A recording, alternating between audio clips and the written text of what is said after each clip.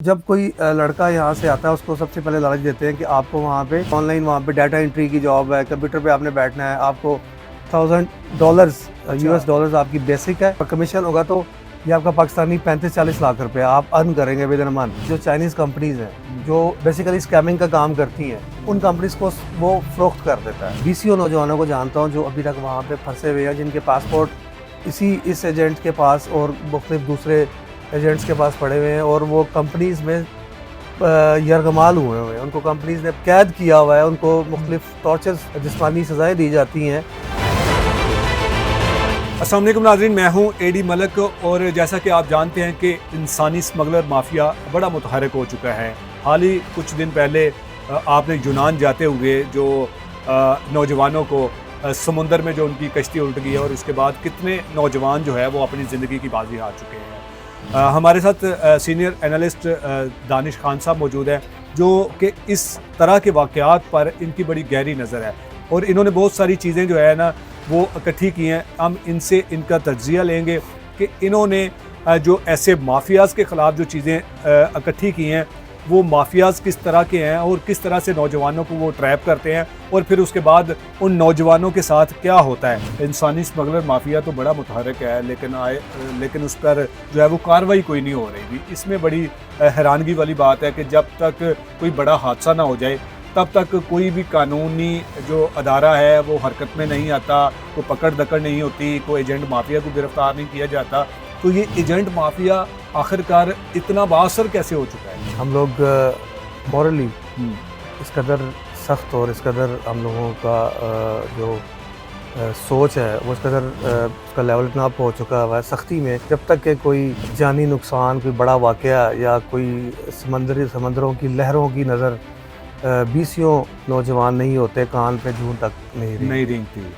अब इस मामले में जो हमारा इंटीरियर है, जो हमारे इंटीरियर मिनिस्टर है, वज़ीर दाखिला जो इस वक्त मोहसिन नकवी साहब, बिल्कुल इस वक्त उनका एक कलीदी किरदार है इसको ओवरकम करने के लिए। ये बरसों से ये सिलसिला चलता आ रहा है। बदकिस्मती है हमारे मुल्क के नौजवानों को जब सुहाने ख्वाब दिखाए जाते हैं और उनको बैरून मुल्क नौकरियों का झांसा दिया जाता है, डॉलर्स की शक्ल में उनको लालच दिया जाता है, तो वो सब कुछ भूल जाते हैं कि आखिर वो अपनी मंजिल तक या बैरून मुल्क पहुंचेंगे किस रास्ते से।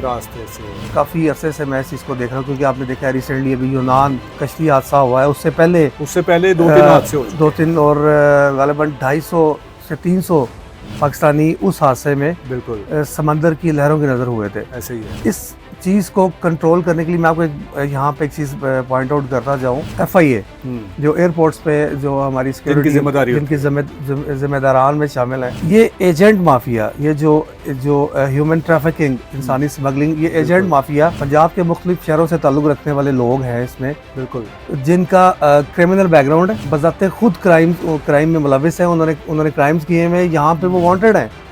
और मैं आपको बड़ी एक इसमें दिलचस्प एक बड़ी और अफसोसनाक बात है कि वो लोग बताते खुद क्राइम में इन्वॉल्व होने के बावजूद आगे वो लोगों के बच्चों को यहाँ पे एजेंट बन के वो खुद भी मफरूरी काट रहे हैं और लोगों के बच्चों को भी चांसें दे के आपको पता रिसेंटली कम्बोडिया स्कैमिंग का, वहाँ पे कम्बोडिया में वो पंजाब के इलाके हाफिजाबाद का एजेंट है। तहकीक की गई तो उसका पता चला कि उसके पास 20 नौजवानों के पासपोर्ट उसके पास पड़े हुए हैं और वो नौजवान बैरून मुल्क कम्बोडिया में वो नौजवान फंसे हुए हैं। वो उनको पासपोर्ट वापस नहीं कर रहा, उनसे तावान मांग रहा है। अच्छा दानिश भाई, जो जिक्र किया आपने ये जो हाफिजाबाद का जो एजेंट है, एक तो सबसे पहले इसका नाम क्या है और इसका वहाँ पर क्या तरीकाकार होता है, नौजवानों को किस तरह से ट्रैप करके वो बुलाता है, किस किस्म की नौकरी का झांसा देता है? कम्बोडिया में जो नौजवान पाकिस्तानी जो नौजवान वहाँ पर ट्रैप है, काफ़ी के साथ मेरे कॉन्टैक्ट में है। वो इसका नाम शुएब गोंदल है।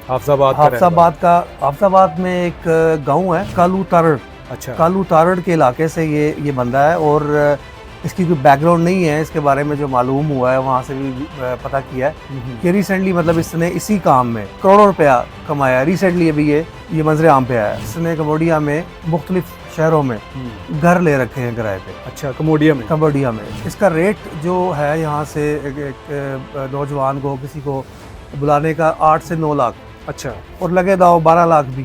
बेसिकली जो रूट्स है, जो बड़ा एजेंट है, वो बड़ा मगरमच्छ है, वो ये शख्स है, अच्छा, गोंदल शोएब गोंदल। शोएब गोंदल, शोएब गोंदल। ठीक है। ये यहाँ से जो एजेंट जो छोटे एजेंट हैं वो इसके साथ बात करते हैं। इसकी एयरपोर्ट, लाहौर एयरपोर्ट पे FIA के साथ बातचीत है, और फिर कम्बोडिया में इसकी वहाँ पे कम्बोडियन इमिग्रेशन के साथ पूरी इसके ताल्लुकात हैं, पूरी सेटिंग है है। पूरी। ताल्लुकात, सेटिंग, आपको पता है, लेन देन, गिव एंड टेक, सारा वो सिलसिला होता है। फिर जब कोई लड़का यहाँ से आता है, उसको सबसे पहले लालच देते हैं कि आपको वहाँ पे ऑनलाइन, वहाँ पे डाटा एंट्री की जॉब है, कंप्यूटर पे आपने बैठना है, आपको $1000 US डॉलर्स आपकी बेसिक है, और कमीशन होगा तो ये आपका पाकिस्तानी 35-40 लाख रुपए आप अर्न करेंगे विद इन मंथ। अच्छा जी। हाँ, वहाँ पे हमारे नौजवान जो है वो अक्सर रह जाते हैं, लालच आपको में आ पता है, जाते हैं। लालच में आ जाते हैं यार। बंदे की अपनी गुर्बत बहुत गुर्बत ज़्यादा है, है, बेरोजगारी पाकिस्तान बहुत ज़्यादा है। गुर्बत की लाइन से भी नीचे है पॉवर्टी की।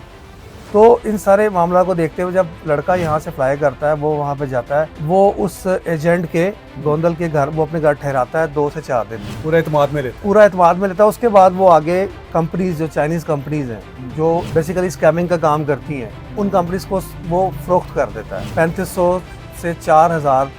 जिन नौजवानों को 35 से 40 लाख रुपए की नौकरी की या कमाने का झांसा देकर वो वापस बुलाता है अपने पास कम्बोडिया में, उनको फिर आगे सेल कर देता है चाइना आगे उनको सेल कर देता है 35 से 4000 डॉलर अमेरिकन डॉलर्स में। दुख है, बड़ा अफसोस है कि मैं आपको बताऊं कि मैं ऐसे BCO नौजवानों को जानता हूं जो अभी तक वहां पे फंसे हुए हैं, जिनके पासपोर्ट इस एजेंट के पास और मुख्तलिफ दूसरे एजेंट्स के पास पड़े हुए हैं, और वो कंपनीज़ में यरगमाल हुए हैं, उनको कंपनीज़ ने कैद किया हुआ है, उनको मुख्तलिफ टॉर्चर्स, जिस्मानी सज़ाएँ दी जाती हैं। जब वो इसके साथ रब्ता करते हैं, एजेंट के साथ रब्ता करते हैं, तो ये कहते हैं कि मैं तुम्हारा जिम्मेदार नहीं हूँ, घर से पैसे मंगवाओ, इनको दो, पर टिकट मंगवाओ। दानिश भाई, ये जो गोंदल जिन नौजवानों को कम्बोडिया अपने घर में 2-4 दिन ठहराता है, फिर उनको आगे चाइनीज़ कंपनी के हैंड ओवर कर देता है, उनको बेच देता है।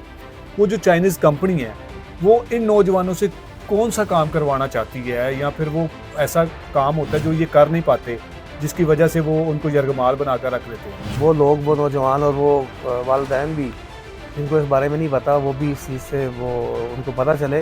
बेसिकली वो काम है स्कैमिंग का, वो ऑनलाइन स्कैमिंग। आप दूसरे मुल्कों में, दूसरे मुल्क स्पेशली USA और हमारा हमसाया मुल्क, इसमें आप स्कैम करते हैं ऑनलाइन।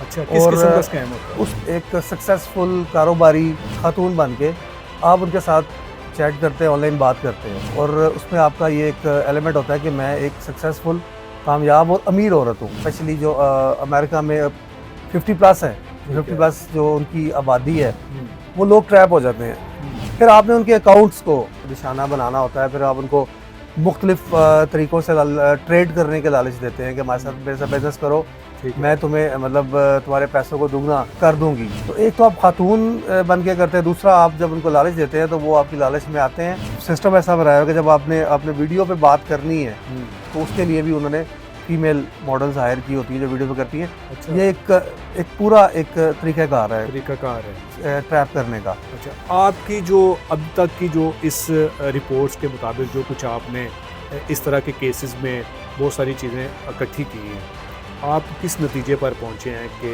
हमारे नौजवानों को क्या मैसेज देना चाहेंगे? तो नौजवान यहाँ से जाते हैं, उनको भी चाहिए कि वो पहले कंफर्म करें क्या है कि उनको किस मकसद के लिए, किस काम के लिए बुलाया जा रहा है। और जो एजेंट्स जिन्होंने वहाँ पे अपनी काफ़ी अपनी जड़ें मजबूत कर ली हुई हैं, उन पे भी कार्रवाइयाँ करने के बारे में उन्होंने अंदिया दिया है इस चीज़ का। सबसे पहले स्पेशली तो यहाँ पे हमारी हुकूमत को ये ऐसे लोगों की सरकोबी करनी चाहिए, फिल-फोर इन पे क्रैकडाउन करना चाहिए, इनके घरों पे इनको और इनके क्रिमिनल रिकॉर्ड चेक करने चाहिए। और फिर वहाँ पे जो नौजवान वहाँ पे जाते हैं, उन नौजवानों के जो वालिदैन हैं, उनके पेरेंट्स हैं, उनको किसी खौफ के और किसी डर के बगैर उनको यहाँ पे ऐसे एजेंट्स के ख़िलाफ़ कानूनी कार्रवाई करनी चाहिए, ताकि ये लोग मंजर आम पे आ सकें और मज़ीद नौजवान इसका शिकार न बन सकें।